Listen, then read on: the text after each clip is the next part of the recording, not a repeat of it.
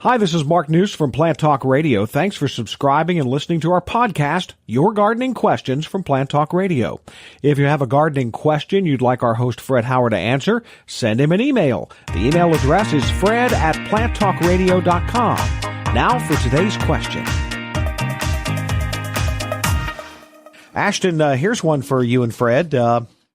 This was an email that came in from, it's another Steve, and he says, great show, so thanks, Steve. I'd like to try window boxes across the front of my house.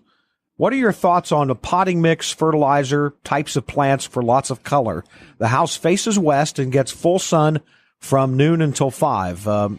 Any experience with window boxes, Ashton? Sure. I think of hanging baskets, containers on your deck, on your front porch, window boxes, kind of in the same way that for soil, you want something that's going to hold the moisture so that they're going to drain pretty well. So you want to make sure that they don't dry out. So something like the Miracle-Gro moisture control potting mix would be a good choice.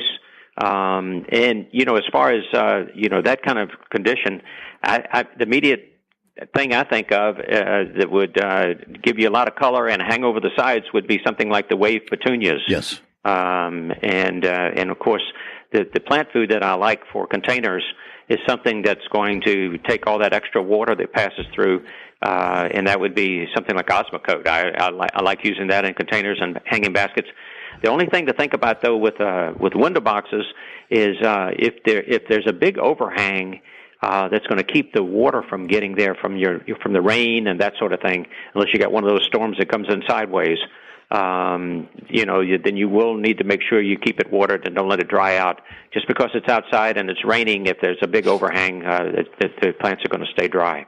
This is extremely important, and window boxes take, let's just say, a little bit more management than the same plants in the ground. I agree with the plant choice that Ashton mentioned, almost any annual. Then the petunias he mentioned, I'll add a little bit of vinca vine that hangs on down, or sweet potato vine. You can go almost anything you want, except for one thing you must do, or what you must not do. Do not use garden soil. It is not right. By the time you get it into the window boxes and so on, it will have broken up its structure and so on. Use a potting mix such as Ashton mentioned. There will be a little tiny bit of real soil in it, but it's by and large composed of things that do hold water, but they don't cause the plant to stay sopping wet.